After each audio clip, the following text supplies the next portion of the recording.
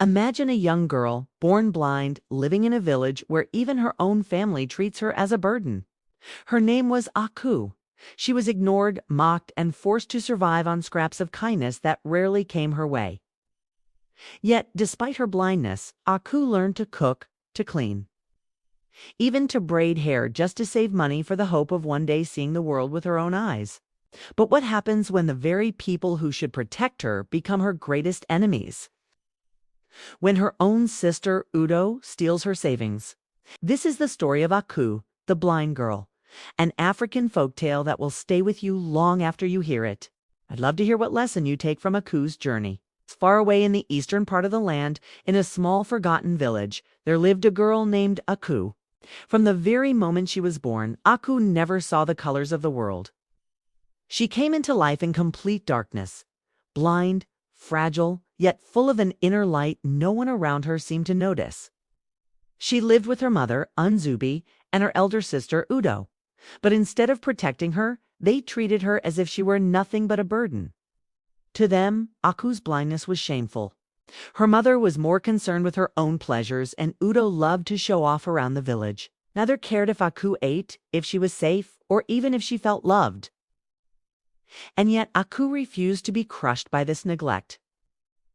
She listened to the sounds around her, the clattering of pots, the laughter of children, the rustle of the market, and slowly taught herself to survive. She learned to cook without sight, to sweep the compound by feeling each corner, and even to braid hair using only her sense of touch. In her silent world of shadows, Aku carried a quiet strength, though no one else could see it.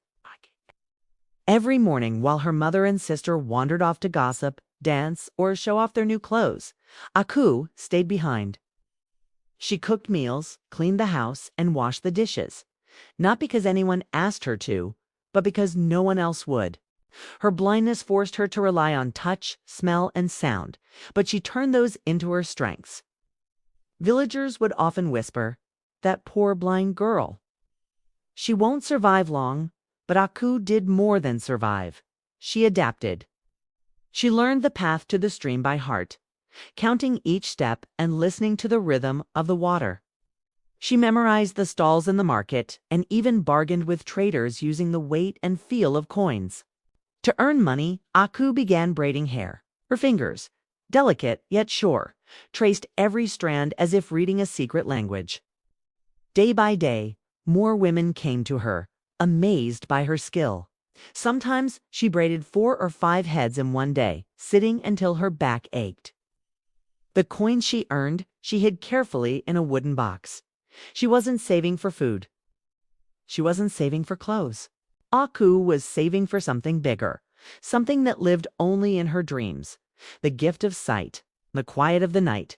When her chores were done and the village had fallen asleep, Aku would sit alone and run her fingers across her little wooden box of savings. Each coin inside wasn't just money. It was a piece of her dream. She had heard whispers in the marketplace of a powerful medicine man far away in another village. They said he had healed people no one else could help. Some even claimed he had restored sight to the blind. For Aku, that rumor was not just a tale. It was her only hope. She imagined what it would be like to see the rising sun, to look into her mother's face, even if it was cold, or to recognize her sister's laughter without guessing.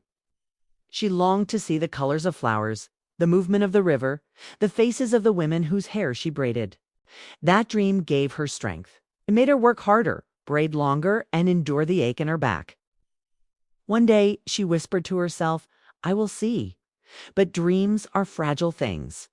And sometimes the very people you trust most are the ones waiting to shatter them. One afternoon, while Aku was out working, Udo stumbled upon the wooden box hidden beneath her sister's mat.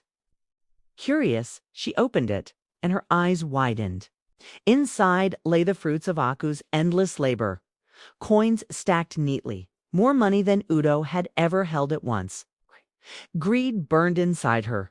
She thought not of Aku's dream, not of her sister's blindness, but of how many shoes, clothes, and shiny trinkets she could buy. Without hesitation, Udo took every last coin. When Aku returned that evening, exhausted but hopeful, She reached for her box. Empty. She ran her hands through it again, searching desperately. Nothing. Her heart sank. She turned to Udo, her voice trembling. Udo, have you seen my money? But Udo only laughed coldly. What is your problem, blind girl? Why disturb me? Aku's mind flashed back to Udo's new shoes, her new clothes, and the truth struck her like a spear. Betrayal from her own sister. Tears streamed down her face as she whispered, all my hard work, gone. It's my dream, stolen. Yet, even in her pain, Aku did not give up. She wiped her tears, clenched her fists, and began saving again. But Udo was not done. Her greed was growing darker, guided by the rustle of trees and the sound of rushing water. But this time, she wasn't alone. Unseen, her sister Udo followed closely behind. As Aku knelt to fill her pot, the world around her seemed calm. She dipped the container into the water, humming softly. And then suddenly a hard shove struck her back. Ku gasped, the pot slipping from her hands as she tumbled headfirst into the stream. She flailed wildly, but she had never learned to swim. Her cries for help were muffled by the rushing current. Panic surged. Her arms grew heavy. Darkness, thicker than the blindness she'd always known, began to close in. On the bank, Udo stood still. She didn't scream, she didn't run, simply turned away, leaving the water to claim her sister. When she returned home, she pretended nothing had happened. She even rummaged through Aku's belongings. Days passed. No one asked about Aku, not even their mother. But fate had other plans. As Aku's body drifted beneath the current, consciousness slipping away, a strong arm pulled her from the water. She coughed, gasped, and clung desperately to the breath of life she thought she had lost. When her ears cleared, she heard a calm, steady voice. "You are safe now. Do not be afraid." The man who rescued her carried her to a small hut far from her village. His hands were gentle, his presence commanding, and though she could not see him, she felt kindness in every word. He was no ordinary man. He was the medicine healer, the very one she had dreamed of finding with her hard-earned savings. For days, he nursed her back to strength. Aku told him of her blindness, of her stolen money, of her betrayal. Instead of pity, he offered hope. "You will not need to pay me," he said softly. "Your strength is payment enough. I will help you." For the first time, Aku felt the warmth of someone who truly cared. She had been abandoned by her own blood, yet saved by a stranger. And soon, this stranger would change her life in ways she could never imagine. The healer wasted no time. Day after day, he prepared herbs, mixed roots, and whispered ancient incantations passed down through generations. Aku sat patiently, her heart pounding with both fear and hope. Then came the day of healing. He touched her eyes with a warm paste, its scent sharp and earthy. "Do not be afraid," he murmured. "Open your eyes slowly." At first, Aku saw nothing but her familiar darkness. Then faint outlines, a flicker of light. The blurred shape of a hand waving in front of her face. Tears welled as the shadows broke apart into color, detail, and form. For the first time in her life, Aku saw the world. She cried out, overwhelmed, staring at the healer's face, the first human face her eyes had ever known.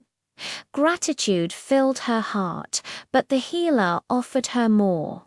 He taught her the ways of herbs, roots, and healing.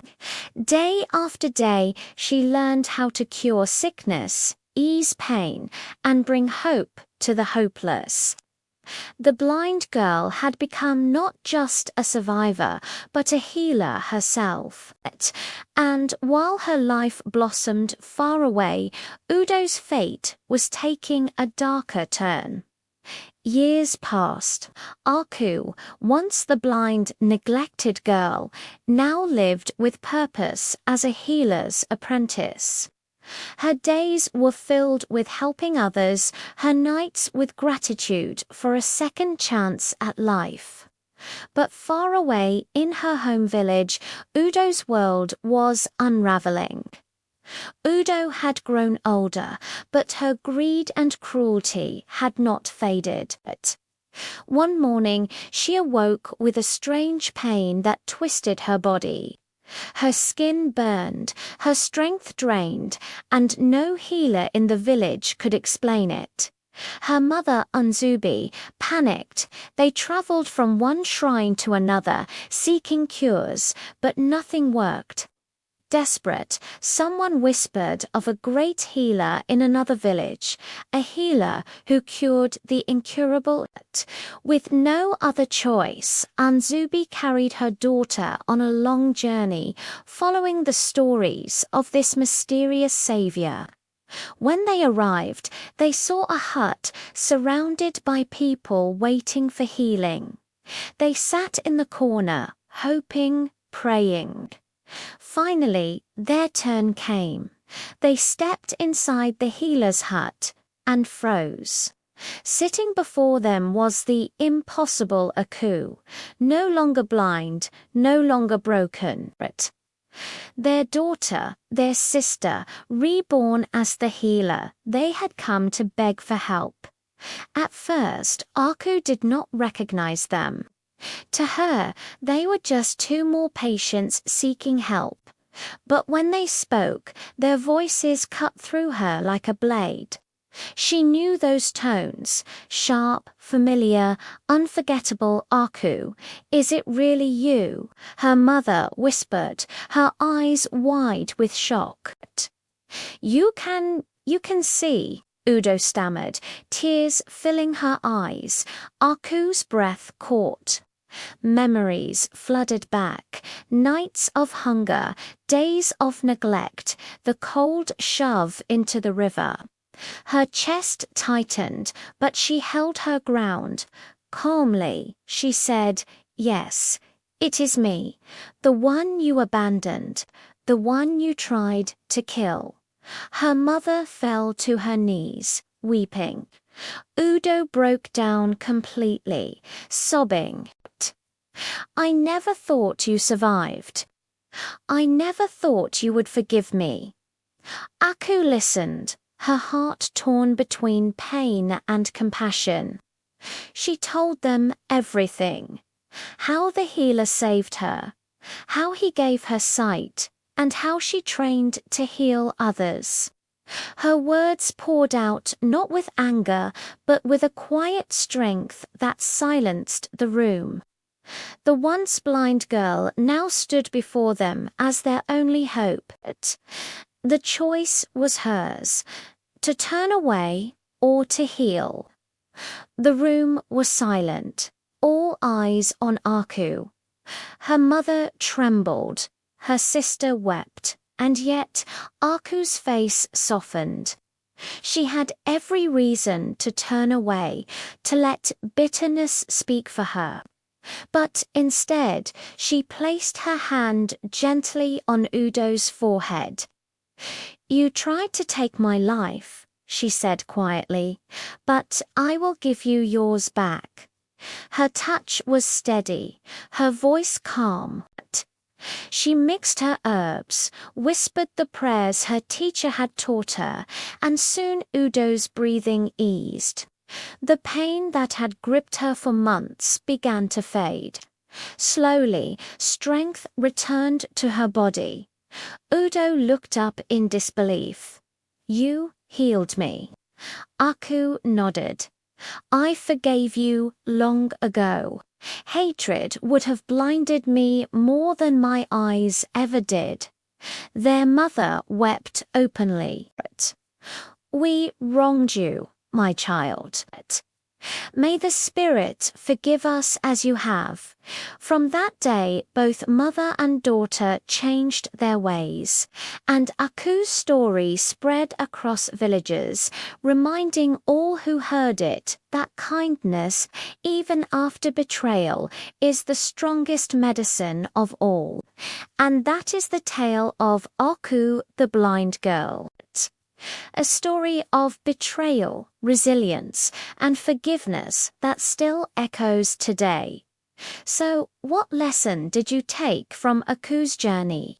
Drop your thoughts below, and if this story touched your heart, don't forget to like, share, and subscribe for more African folk tales brought to life.